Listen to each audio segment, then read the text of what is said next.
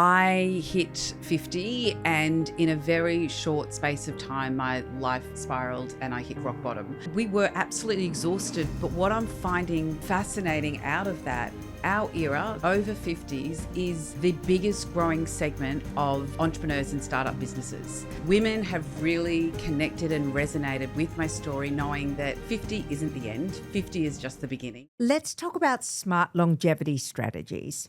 As a Gen X mum, founder and podcaster, my days can be long and demanding. That's why I love learning about longevity and cellular wellness breakthroughs that work hard and smart. Time Capsule by Melrose Future Lab is the first TGA-listed all-in-one longevity supplement. It combines 12 clinically backed ingredients in one daily formula to support energy, metabolism, cognition, cardiovascular health, bone strength, and antioxidant protection.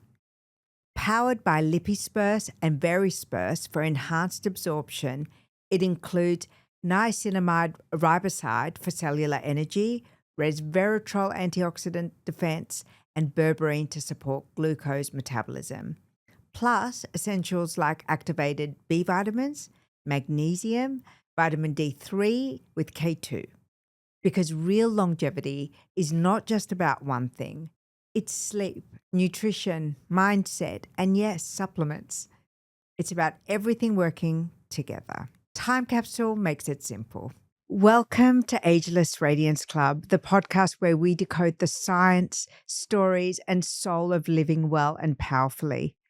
Today's guest is a woman who has not only reinvented herself, she has sparked a global movement of women doing the same.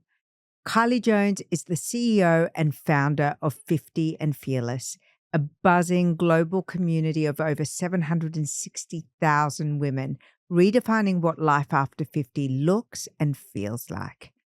With a 30-year career leading major brands, Kylie's life was upended after the loss of both her parents and the end of a role that she loved. But from the rubble, she rebuilt something extraordinary, a movement, a mission, and a message that midlife is not the beginning of the end, but the beginning of your most powerful chapter. And let me tell you, this movement resonates very deeply. Through her podcast, social media presence, programs, merchandise, and unstoppable voice, Kylie gives women the tools and permission to live unapologetically, rise boldly, and own their worth in every chapter of life. This conversation is about reinvention, resilience, and reclaiming your story, especially when the world tells you you're done. Spoiler alert, you're just getting started. Kylie, it's so good to meet you in real life. Thank you. I'm one of 750,000 people who follow you online. So they say never meet your heroes, but I'm excited to meet you. I'm not sure about that, but thank you very much. That's very kind of you. I would love for you to share your origin story. I mean, how do you go to the global sensation that your platform has become? And have you captured like this moment, this zeitgeist so powerfully? Well, the interesting thing is it came from a very personal, a personal story. And I hit 50 and in a very short space of time, my life spiraled and I hit rock bottom. I, first of all, lost my father very, very suddenly. 6 weeks later, I was retrenched from my absolute dream job that I thought I was going to be in forever. And then I'd put my entire energy, everything I had into that role. And then a year later, I lost my mum. So at that point, I was 51. I was feeling incredibly lost and I really did hit rock bottom. So 50 and Fearless came about literally for me getting myself out of bed every day. I'm a creative person. I needed to find a creative outlet. I wasn't in a great space and I needed to find a purpose to get up. So I started creating content literally for myself. I didn't show my face at all and it just took off. And I think because I tapped in to what women were feeling, it resonated with them, it had a power behind it. And then 8 months later, I suddenly went, this has just gone crazy. and I have two options here. I either stay faceless, and that to me wasn't really going to have a big impact, or I come out and share my story and share my journey and come out and show my face. And from there, I think women have really connected and resonated with my story, knowing that actually 50 isn't the end. 50 is just the beginning. And I think that's what I've really tapped into on a very global scale. And, you know, when I looked at your content before you showed your face and then after you showed your face, it still hit such a raw nerve. And when you say, you know, 50 isn't the end, it's just the beginning, it doesn't sound like a marketing line. It doesn't sound like a throwaway line. You can actually feel that for you, that is actually true. And so from the perspective of someone who turned 51 this year, I can say that, you know, I always say if you can't see it, you can't be it. Totally. And so I'd made a decision when I turned 50 that I was going to look for the glimmers. I was going to actively search for people who had entered that phase of their life and were doing it in a way that I found inspirational, aspirational, and instructive. And when I first discovered your content, which is all these amazing video clips and pop culture moments, you know, we're both Gen X, Yes. obviously, and there was just this shared universality of emotion, of pop culture, of sartorial references. And every time I would watch your content, I would feel like, oh yeah, there's a whole cohort of us. I think the power is you felt understood and you felt heard and you Yes. felt seen. And to a lot of people, the first time they'd felt that in that space. And the other thing that I think you've done, which always resonates universally, is that you did it in good humour. Yes. There was a charmingness to it. There wasn't a bitterness. There wasn't an underlying, oh, those were the days and these days are bad. It was like, oh, this is where we came from, but watch where we're going. That's right. And that aspect of it was like, if you can see it, you can be it. And I think, I mean, wow, what you've achieved is just such an amazing, amazing success story, particularly for us because, you know, we're not native to It's digital. all very new, What made 100%. how did you even work out what content to post? Tell us more about the type of content you were posting, because I just gave it a very... Well, the content can vary, but it comes from humor. I definitely wanted humor, and the humor aspect probably came from wanting to cheer myself up. Yeah, right. And that's why it's been such an interesting journey. I was not in a great place, so I was trying to cheer myself up, and we all do it. I was scrolling constantly, and then I'd find things to cheer me up, and I'd save them. And that's when I kind of looked at it and went, hang on, I could put a different spin on that, and this is how this is making me feel. And that's where it kind of took off. And then when I got into like more the pop culture, you know, I've posted Flashdance and Breakfast Club and all that sort of stuff. It really resonated with people. And they wanted to go back and celebrate how we were raised in the 80s, the Gen X and how strong we are as women. And that was the power in it, I think. And I just tapped into something, which I'm incredibly lucky for as well. But I tapped into that. We're still heard, we are fun, we are funny, and you're understanding us. We're not old, we're not sitting in the corner anymore. And I think that was the power. Women felt seen and heard. And I think that you're absolutely right, you know, to go from your breakdown, or for lack of a better word, to, you know, that phoenix moment for you, to take control of that narrative and to rewrite it, combining the power of nostalgia and those feel-good moments that are still worth holding on to and celebrating. But then there's a common language through art, through music, through pop culture, through fashion, that you manage to just absolutely weave together. Yeah, and it is, look, at first, like I say, it was just me expressing myself. And then I started to look at what was working, what was resonating. Definitely 80s music has a really strong hook into people emotionally. Totally. And then you added some powerful quote on top of that, and we reminisce and we take ourselves back. There's power in that. But then last week I posted Pat Benatar singing We Belong at 70, I think she's 71 singing it. And she looks amazing. It looks incredible. Amazing. And it blew up. Like Yeah. I think currently we've got 2.1 million views of that. And I think the power in that one is the nostalgia. Like it's a song we all remember from the 80s. But it made us feel good. Exactly. But she still looks amazing. Yeah. She's still rocking it. So I think it was both. It's, yes, we've got this incredible nostalgia, but we're still going. She hasn't stopped. Same with Stevie Nicks that I posted this week. She's still rocking it as well. So it's still the same music, but still at this age. And I think that's the power, especially in those posts when I post them. For me, it's really interesting because I feel like your incredible success, and as you said, global success, has also coincided with this Meno movement where women are actually owning that midlife identity.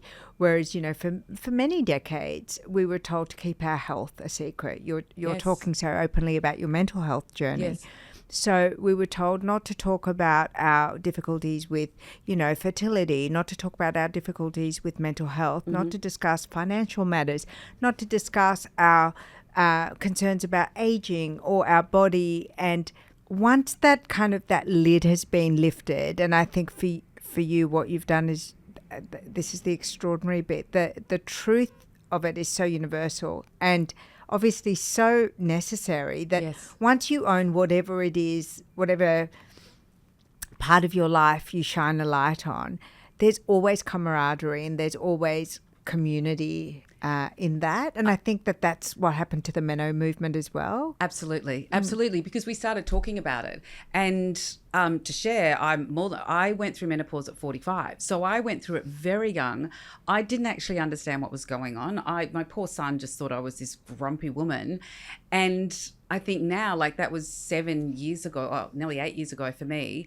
Now I think we've come such a long way. I didn't discuss it with my friends because I didn't even know. No, I didn't know what I was going through. Even my doctor, I mean, we've all got the stories, the doctor of like, oh, you're just, you know, you're stressed and all the rest of it.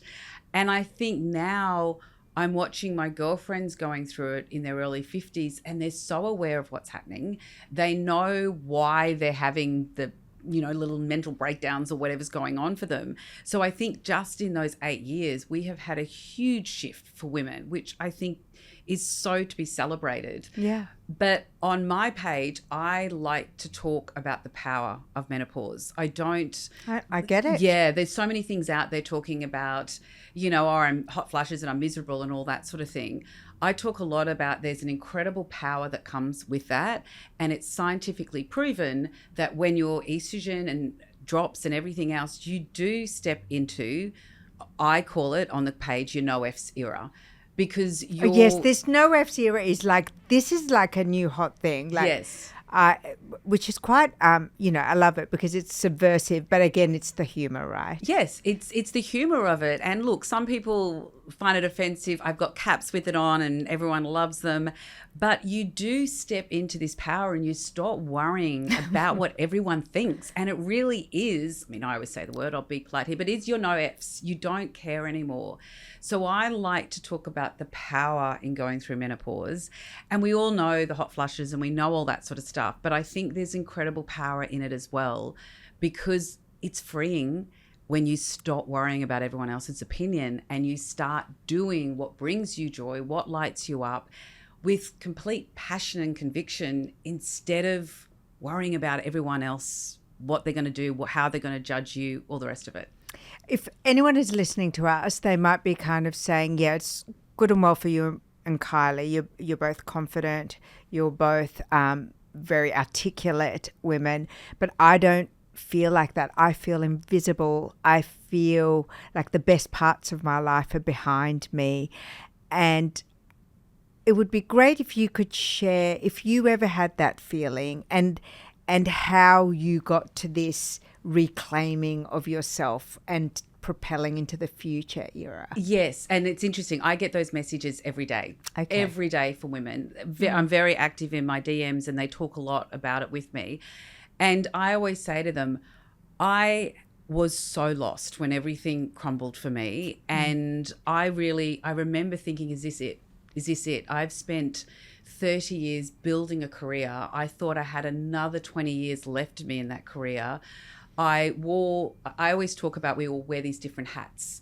And my big thing was my job. That was my world. It was my career. It was my absolute identity. And being a daughter was a huge identity to me as well, and being a mum. So to lose those two so suddenly, well, three, losing both of my parents, I felt, who am I now? And there was, I'm going to be really honest, it was nearly 6 months to a year of searching and not in a great place. And there was one night I was on the lounge room floor in tears, and my son came out. I think he must have been just about to turn 15 at the time. And he said, Mum, Poppy and Nanny would not want to see you like this. You need to pull it together. And it was wisdom. And it was heartbreaking. But at that point, it was like, I really do have to turn this around. And that's when I started thinking, how can I bring myself joy? What brings me joy? And this is what I say to all the ladies that I talk to. Find what brings you joy and go back. I think go back to your younger years. Is that why you post that, that iconic retro moments that kind of trigger that in your brain, that neuroscience of like nostalgia and memory having a physiological impact on us? Like a piece of music is like time travel. For me, it's perfume. I always use perfume to take me back to a state of transformation. But when I look at your content, it always triggers a physiological as well as a neural response for me. So do you think that that's why you use that anchor? Yes, to be honest, I probably didn't look at it so deeply like that, but absolutely, it takes you back. And I think it's so important to think about before you started having all these layers and layers and layers of responsibility and everything else that women have to do. When you pull all that back, what actually brings you joy? And what brought you joy when you did? Well, that's when creativity. Creativity gives me joy. And that's why I love my job so much. But even in my job, I was head of marketing, so it was a senior role. I stopped being creative in that job because, the more senior you get, you're managing big teams, and that's what I had. But actually, that's not what I wanted to do. So when I stripped all that back, my joy was creativity. And that's why I started creating the videos, creating the content for myself to find what I thought was just something to bring myself joy. And I think that's what's interesting. A lot of people, we set out to start something with a longer term plan. Yes. But when you're doing something for a purpose, first of all, for yourself, and then that grew to, and that's why I came out, I now have a bigger purpose. I want to help more women and to help them step into, their no-Fs era and the most powerful era that I believe they have. If I can now come out, and that's why I showed my face, then that's my next purpose. So my first and foremost was to bring my creative side back to me. And that brought me joy. And slowly everything kind of went from there. I really love how you're talking about reinvention and power, but alongside the absolute imperative of joy. Yes. Because a lot of people will, and I have a lot of people that I speak to and I have them on the show or I interview them or meet them, and, they talk about power or passion or purpose. And I'm not hearing fun. I'm not hearing sexy. I'm not hearing light. I'm not hearing joyful.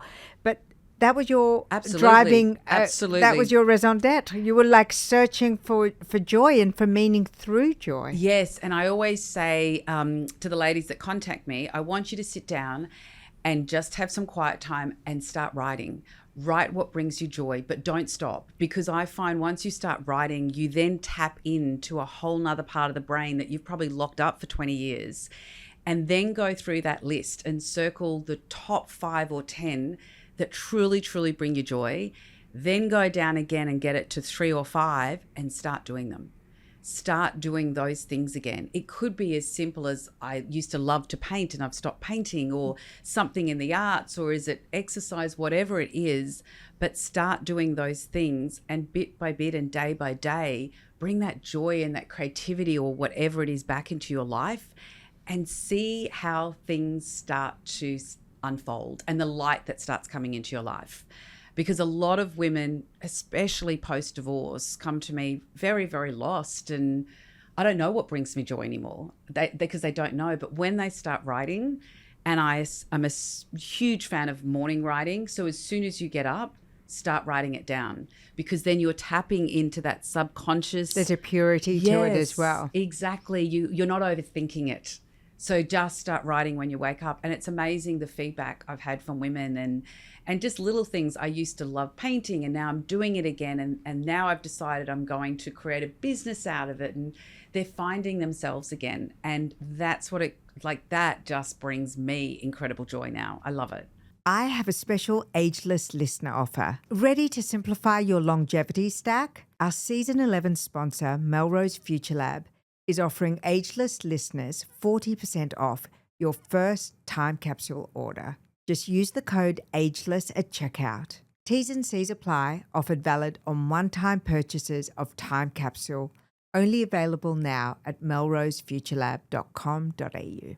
So build the steps so that anyone who's listening to us or watching us can find an aspect of this conversation that they can make their own. So we talked about tapping into nostalgia as a pathway to remembering what used to bring you joy. Back to what you loved. I did a flash dance one, and this was me. I knew that flash dance routine down pat. Like that was you're my better than me. favorite I could thing never to get do. my legs fast enough. And I was even known to do the dive, like even into my 20s and 30s. I loved it. But when I posted that, It was my first album. Oh my goodness! Flashdance was the very first record that I bought. That's amazing. Yes, it's so the best. it means a lot to me too. It's still my favorite film. Yeah, favorite film of Amazing. all time. It's the best. And when I said in the comment, please, comment if you perfected the dive. Well, it just went crazy of all these women reminiscing. Your comment section is crazy. So it's not just like the number of followers, the engagement. Yes. The community. I mean, obviously one of the best things about being on social media is the comment section. Yes. But when you find like clever, erudite, like spicy, funny, just hits it on the nose comments in your community, I just love it. They're really clever. They're really very fun, clever women. They're active. They're a very active community. And you're right. It's that nostalgia that they really tap into, which is beautiful to see, and it obviously lights them up. Like there's something that triggers that beautiful emotion, and that's when the comments really start going, which is great. I want to circle back to invisibility because I feel like there's a little bit more to kind of discuss in this part of it.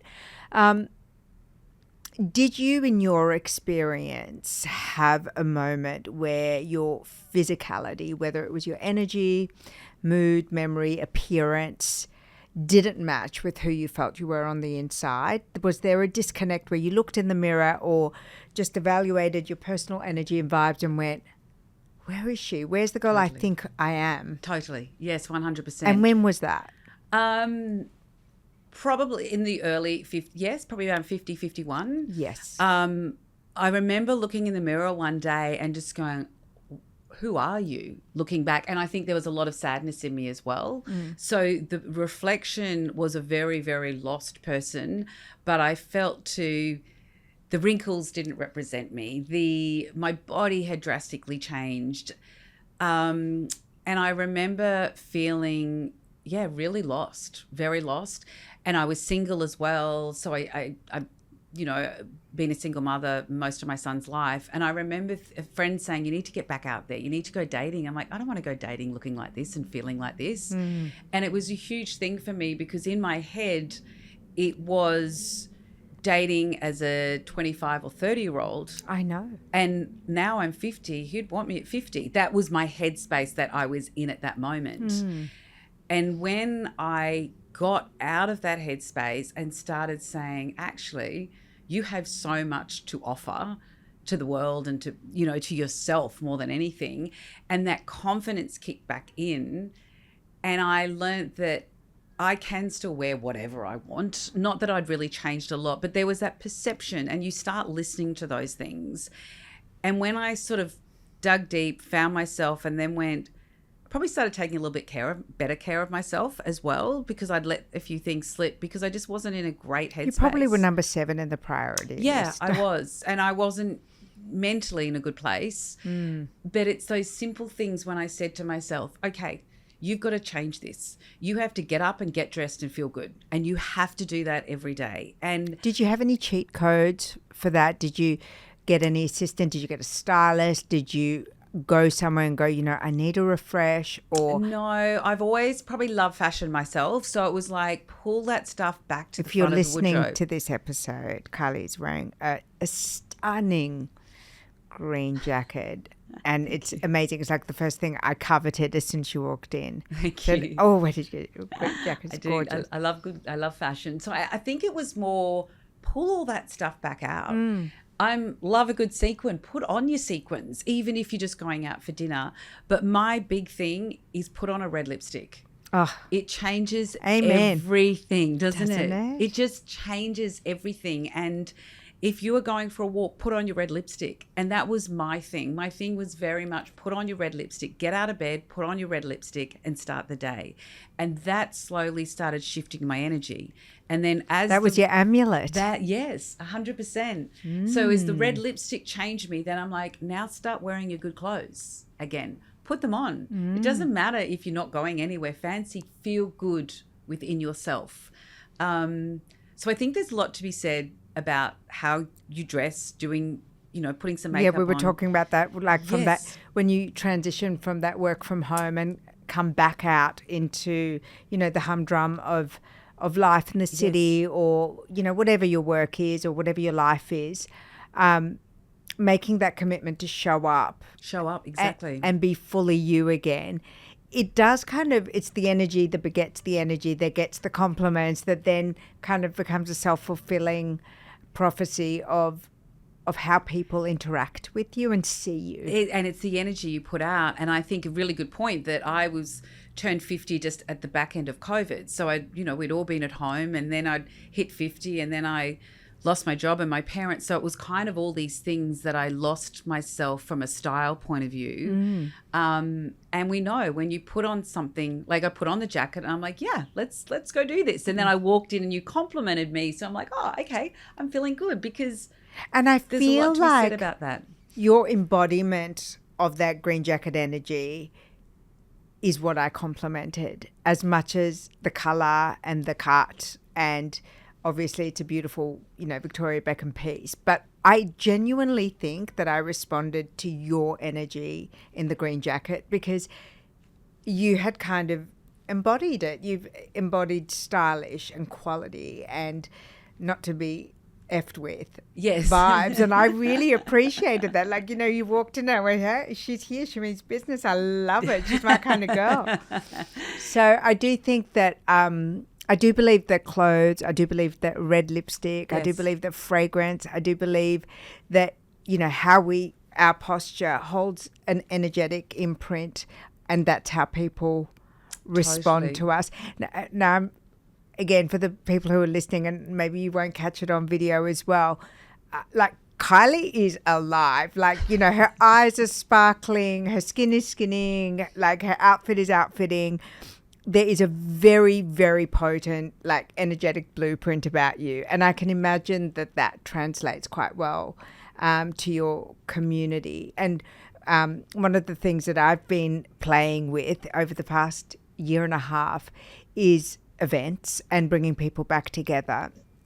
And my favorite thing in the whole world is to host these events and Amazing. the becoming aspect of it. Yep. So using clothes as the part of the ritual of becoming that host. How I have my hair and makeup done. Michael Brown always does my hair and makeup. Alex Perry always dresses me for these events. I have a certain lighting. I have a certain, presentation style.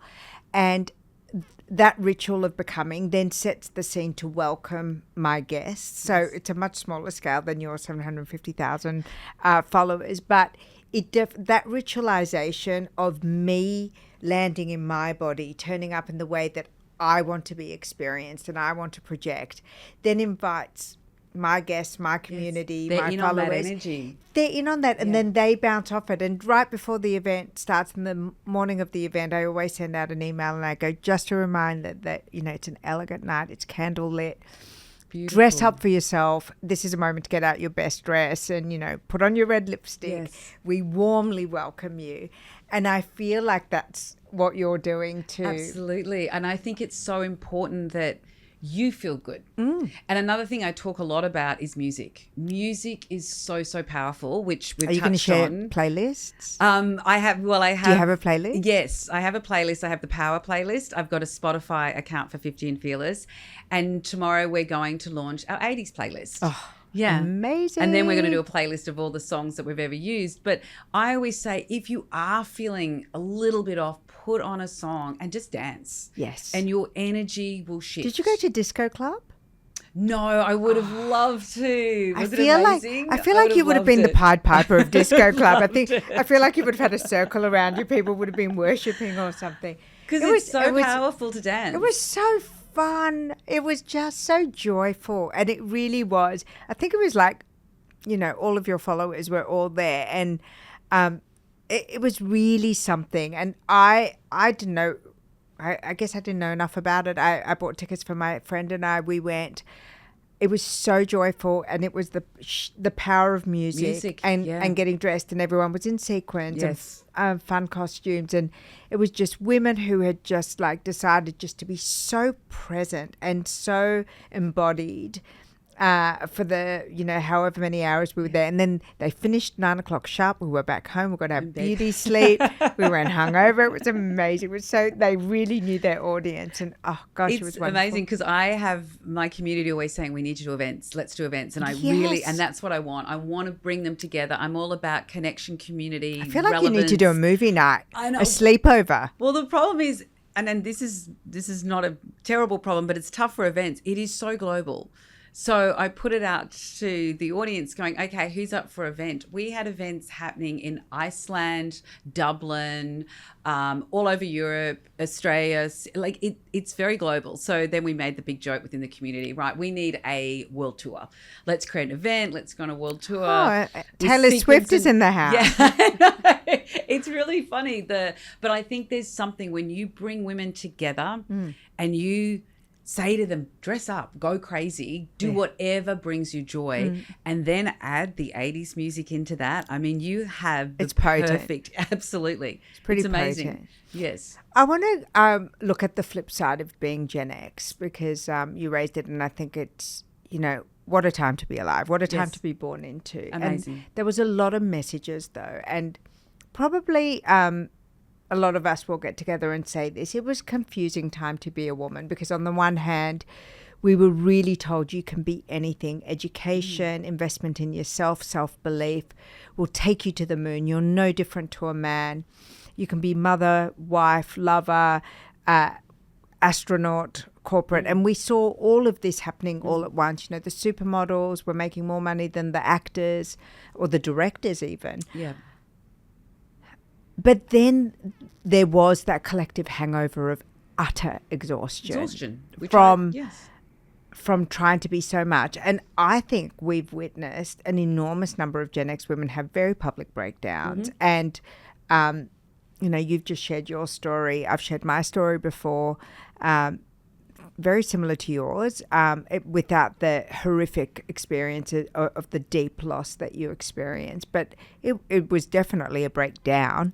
And then, we've seen Demi Moore, who literally publicly disintegrated before she reinvented. And then, today there was all that content from, I think it was Milan Fashion Week, and she was the face of Gucci, and she just looks so incredible. And she's in her 60s and just really having that renaissance. Yes.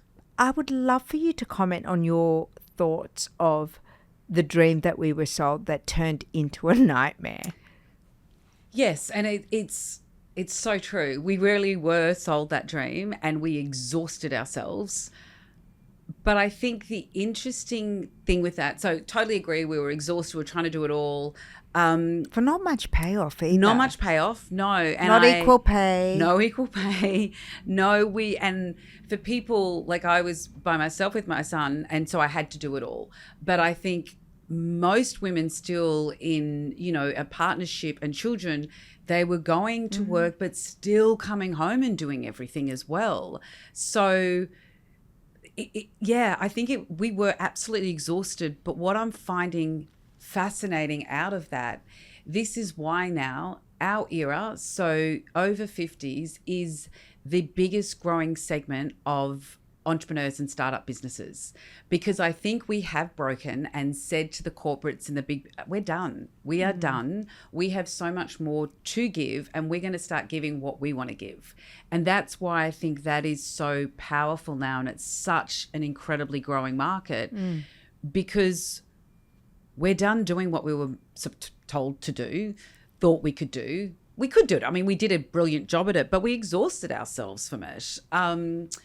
And I think now... And I just don't know if the payoff was there. Like, I want to go back to that. Like, have the kids, but then get the divorce. Yeah. Go for the job, but not make it to CEO. There was a lot of that going on. Yes. Like, you would, get the double degree, but never get invited into the C-suite. So there was all this stuff. And so we ran at it, I feel like. Well, I certainly did. And I was an immigrant and Gen X. So it was like, ooh... but it just wasn't all that it was cracked up to be. And I feel like what you're saying, there's two parts of that story. Yes. One is the no F's era, which I think that's why they're stepping in so powerfully, because they're saying F to all that. And I think that, again, you've hit that nerve so brilliantly. Yes. So there's the no F's era. But for me, I don't know if you've ever felt that. It's the I don't want to era. And it's not about no F's, but it's like, I actually choose not to. I'm not buying into this fantasy island of I can be everything all at once and that's the only model that will bring me happiness. I actually just go, no, actually I don't want to. That's okay. I'm going to sit out this dance because my priority right now is to, travel with my daughter, or my priority right now is to build my business. And I don't need to... be on the arm of an apex predator at the same time. So I feel like there are two things happening for us. Yes, but I 100% agree. I think this is why this segment is so huge from an entrepreneurial small business because they are tapping out. And they are saying, I'm done. I want to live on my terms. If I want to get up and do whatever I want of a morning and start work at midday because I'm sick of working the hours I was working, I will do that through my own business. Yes. And I think that's, yes. So that's why it's such a growing segment, is because we are tapping out and saying, now this is about me, because I am exhausted. I don't want to do it anymore. And I want to do something for myself on my terms, on my hours, and how I want to show up and what I want to do with that, which is probably very similar to myself, because I was still knocking on the door of the big roles and wanting that big role back so desperately, because that was my identity. That's head of marketing was a huge identity for me. But the universe had another plan. Like, I couldn't believe a lot of the times I wasn't even getting an interview. I was like, what is happening here? Mm-hmm. But then I started working on, my plan for myself. And it's like, there is no way I could go back to that world in a million years, because now I do things that bring me joy on my terms. And what I find fascinating is I've worked for a lot of really big brands, and I've always gone head to head there because I've always said you build a community first. Build your community. Well, you obviously know what you're doing. Yes, but no one listened to me in the corporate. That's what I find quite interesting, where now I'm putting into practice everything that I truly believe in. And you do build your community. And I think that's the thing that's bringing me so much joy as well, is like, actually I was on the right path. Community and connection is the number one thing that people want. 100%. Yeah, it's not about selling and pushing products. But, you need to bring people in and show them what it feels like to be in a community, and then talk about different things. And I feel like the younger women that are coming through now so powerfully, so successfully, they've really cracked the code of community, and it's very authentic to them, even though, I don't think we give them enough credit for just how intelligent, just how capable, just how ambitious and driven, but in a different way to we were. But they really figured out community. Absolutely. I went on a business retreat. It was probably nearly 2 years ago now. It was before Mum, and I was really nervous because I wasn't sure what I was going into, but I was a bit confused what I was doing. Anyway, I showed up and they were all really young, and I felt so old. Like they were all mid-30s, 41 probably top. So I was a good 10 years older than all of them. And how did it make you feel other than old? Did you feel superior to them? Did you feel intimidated by them? No, I felt a bit intimidated by them. Okay. I'm like, I don't have the knowledge they had in socials. But what I loved about them is they swooped me up like the big sister. Yeah. And I'd never shot content by myself. And they're like, no, this is how you do it. And this is what you do. And one of the girls that I met there is now closest girlfriend. And she's 10 years difference. And she helps me constantly. Like, this is how you shoot. This is what you do for your content. So I think those girls also, that era, have absolutely nailed the balance of life as well. As far as they are building these incredible businesses, they've still got time for themselves. They're not burning themselves out like we did. And they're not secretive. No. Are you always shocked when they share all their business secrets? Yes. I cannot. To me, it is so shocking because we were highly competitive and competitive against each other as Gen X women. And secretive. Because I think we were sort of taught to be that way. If you wanted to get somewhere. 100%. Yes. And there was a sisterhood, but not really. No. Not really. And so for me, this new generation of entrepreneur and this new generation of leadership, which is so open-handed and open-hearted, and you're absolutely right. There's been many rooms where I've been warmly welcomed by like women 10, 15, 20 years younger than me, and they've taught me with total generosity and transparency. And I think, would I have done that at 30? I don't think so. No, I think, well, first of all, we didn't have the social media, and they're so confident with that. Yes. And I think if we go back to, we had this idea because we were competing with men. Yes. And I think that's why, like, I know for my career, if I want to make it to that boardroom, I had to act like a male to get there. So I think that energy was very masculine, and that's probably why we didn't work. We thought we had a sisterhood, but we didn't work as closely as these girls are doing. And I think it's beautiful to see. It's gorgeous. Because they do, like... And it's real. It's real, yeah. Absolutely. And I think we can learn a lot from that. And I know Tara, my friend, that we joke the 10-year gap, I'm learning so much from her and how she does show up for me and everyone else, her girlfriends around her, from a business point of view. And I think we were taught to keep everything to ourselves. It's our patch. That's right. And go head to head and don't share anything. So I think it's beautiful to see. Even Colonel Sanders didn't share his 11 secret herbs he still hasn't, and spices. That's right. But now we're out here sharing our secret herbs and spices. Yes, good point. I want to wrap it up with this wonderful thing that I read earlier this year, that Pinterest releases their trend report. And we were talking about this before when we were planning this episode together.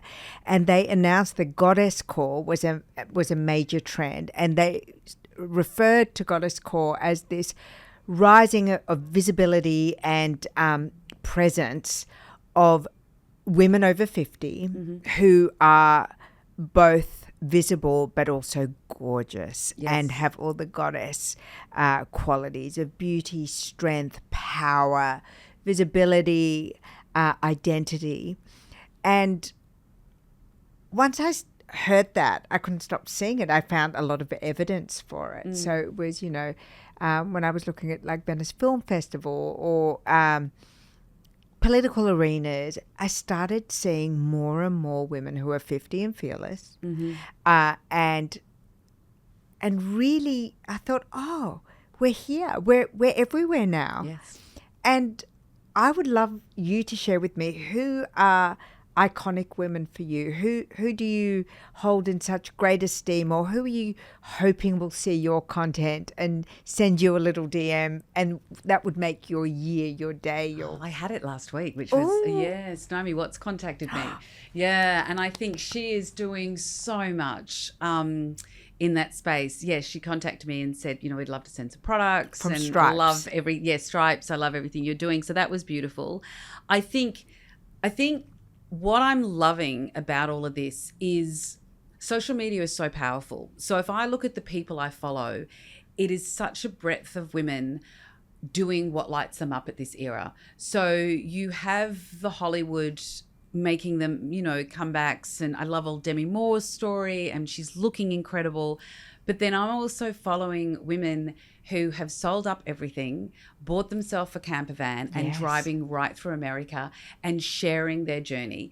And well, that would be an interesting journey. it's amazing. There's anything could happen on yes, that exactly. She's amazing. as you this go lady. from state to state. What's she called? Great. Yeah, I can't remember her name, but she's incredible. And I think what's beautiful is it's not just Hollywood anymore. So we had this idea of Hollywood, and everyone talks about Demi Moore and Naomi Watts, and they're doing Angelina Jolie, they're Kate doing Blanchett. Yes, everyone's doing amazing things, and I know they did a big round table recently where they all sat around, Nicole Kidman as well. Oh yeah, that was a great show. Yes, it was a I really loved it. good show. But what I'm loving more is just in real life. in real life. I was going to say normal people, but that's not right. It's real life people. And I follow this amazing lady. She's German, and she just announced today that she's been asked to walk. She's 56 in the catwalk in Paris next week. And she has been telling her story for the last 3 years because she said, I felt like everyone stopped noticing and I was put in a corner, and I wanted to prove that women over 50 are still so relevant. And her content's amazing. And look, she's copped a lot of flack as well. She wears a skirt too short and all that sort of stuff. What does too short even mean though, right? And she just kept pushing through it the whole time. And when she announced that today, I'm like, that is brilliant to celebrate.